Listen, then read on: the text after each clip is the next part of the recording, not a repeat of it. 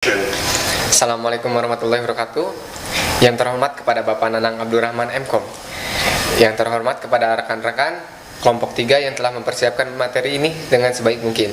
Di sini saya sebagai moderator akan memandu jalannya acara presentasi materi yang berjudul basis data. Untuk mempersingkat waktu, langsung ke materi pertama kepada Saudara Kania. Waktu dan tempat saya persilahkan. Pertama yaitu manajemen berkas. Metode dan struktur data yang digunakan sistem operasi untuk mengatur dan mengorganisir file pada disk atau partisi. Contohnya manajemen berkas itu yaitu disket, flash disk, dan hard disk. Selanjutnya materi yang kedua yaitu basis data dan DBMS. Basis data atau komponen teknologi informasi yang mutlak diperlukan untuk suatu sistem informasi yang terpadu. Karena pentingnya peran database dalam sistem informasi, banyak pilihan software database manajemen sistem. Selanjutnya yaitu DBMS, suatu sistem atau software yang dirancang khusus untuk mengelola suatu database dan menjalankan operasi terhadap data yang diminta oleh banyak pengguna. Selanjutnya saya serahkan kepada moderator. Terima kasih kepada Saudara Kania atas materinya. Untuk materi selanjutnya saya berikan kepada Saudara Fatimah. Kepada Saudara Fatimah, waktu dan tempat saya persilahkan. Selanjutnya ada komponen lingkungan basis data. Lingkungan basis data yang mencangkup beberapa hal, yaitu 1.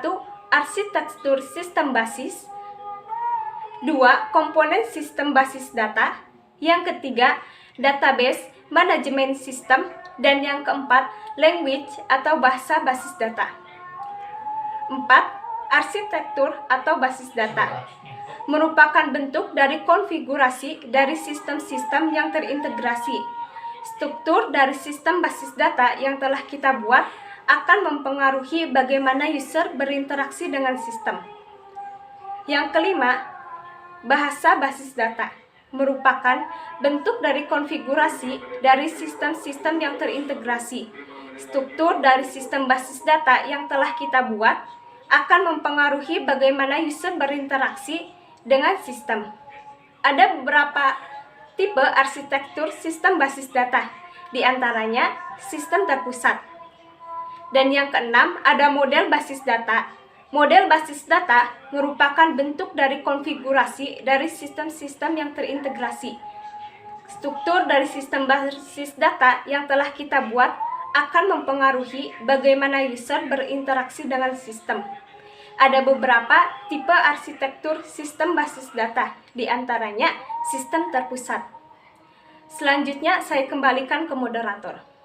Terima kasih kepada Saudara Fatimah yang telah menyampaikan materi. Untuk materi selanjutnya kepada Saudara Pana, kami persilahkan. 7. Data warehouse dan data mart. Data warehouse adalah sistem komputer yang bertugas untuk mengarsipkan dan menganalisis sebuah data historis. Dapat berupa data terkait, penjualan, gaji, serta informasi harian lainnya. Sedangkan data mart adalah bagian pada data warehouse yang mendukung pembuatan laporan dan analisa data pada suatu unit, bagian atau operasi. 8. OLAP merupakan struktur data multidimensial, aktual atau virtual yang memungkinkan analisis data secara cepat. 9.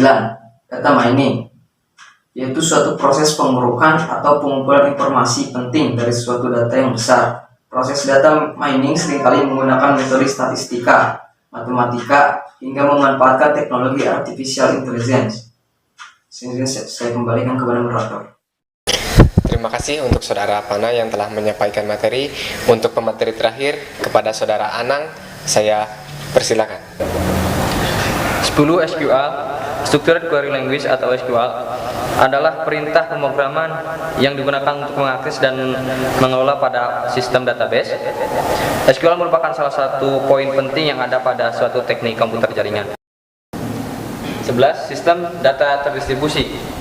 Sekumpulan data secara logis adalah milik satu jaringan atau satu sistem yang sama, tetapi secara fisik tersebar di beberapa tempat di jaringan tersebut.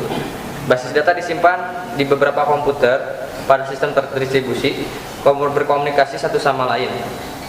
Komputer pada sistem terdistribusi disebut sebagai site atau node.